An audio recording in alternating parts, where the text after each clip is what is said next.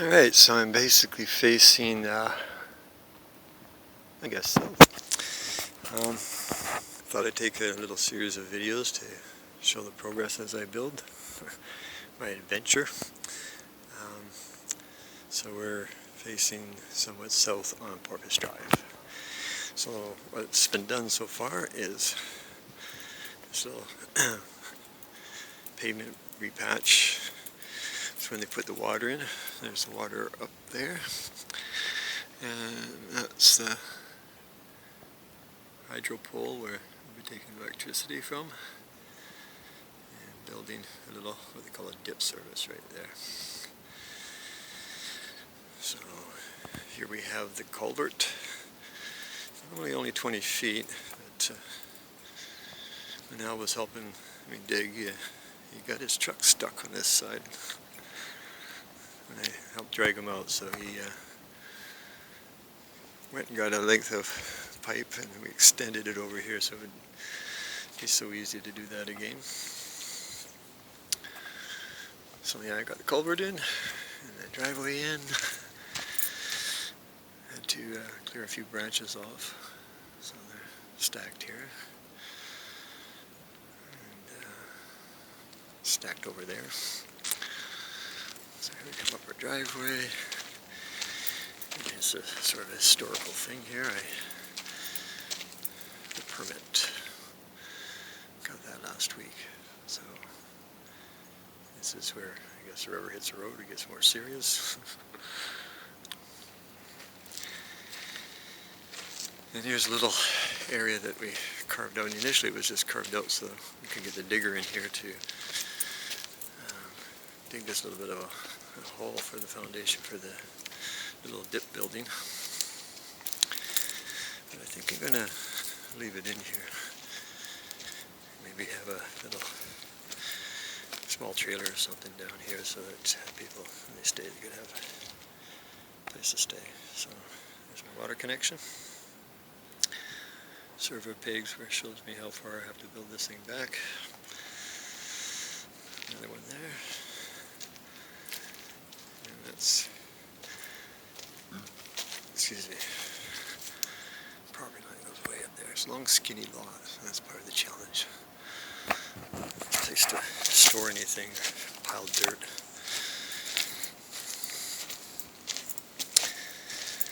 So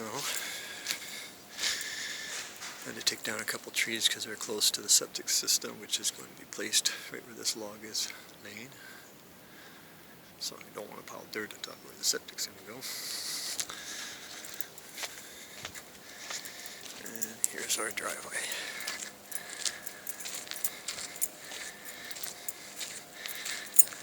It was interesting.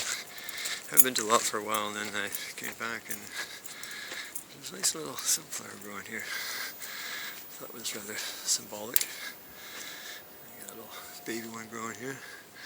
It's looking a little bit dry, so I've been watering it now.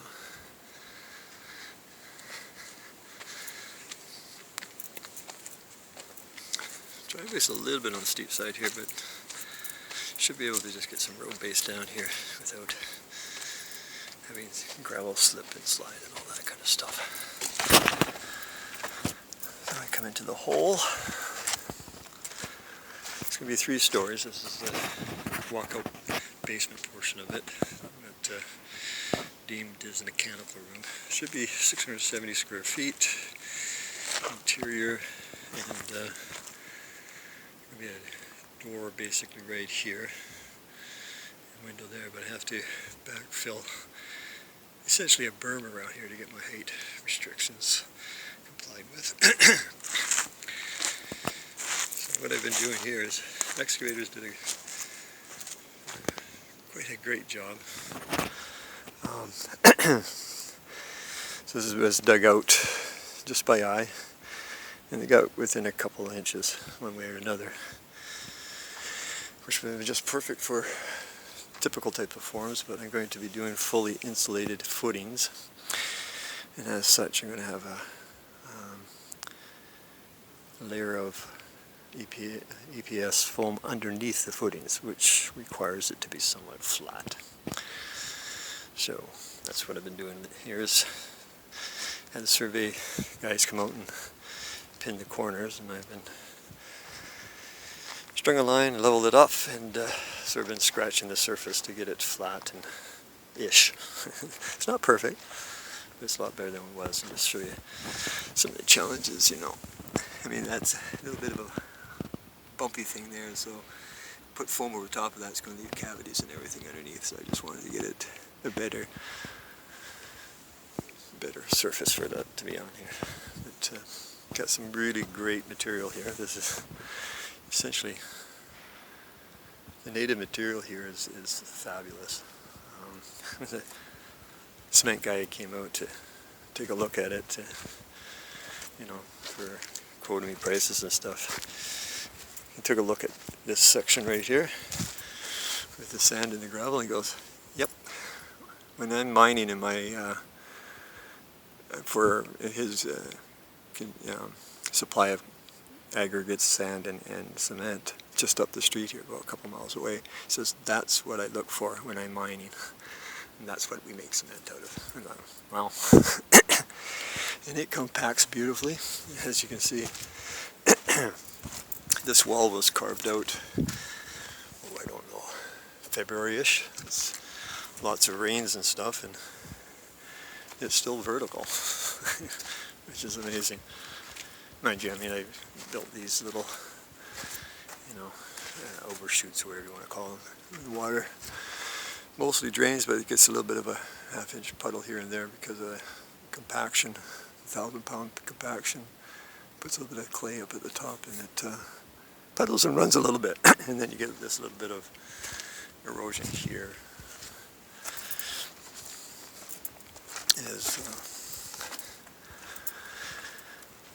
Well, it's here, so you can see where it happened before, and I thought, oh, that's not good. So we built this little thing. Yeah, so essentially this is the mechanical area. It's about 32 feet this way, and then you turn, and about 34 feet this way.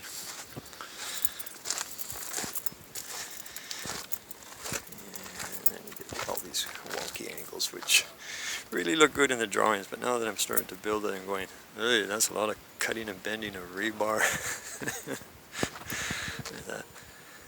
Oh well. So right now I'm just finishing up scratching the surface and throwing up all the heavy material, and I'm going to take some of that and screen it back down.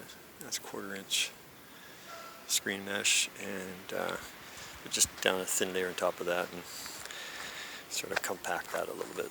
So when I scratch the surface, sometimes I pull up a cobble of 3 inches or 4 inches, and it leaves a little bit of a cavity, and that's not the best. So that's where I'm at right now, and yeah, beautiful morning.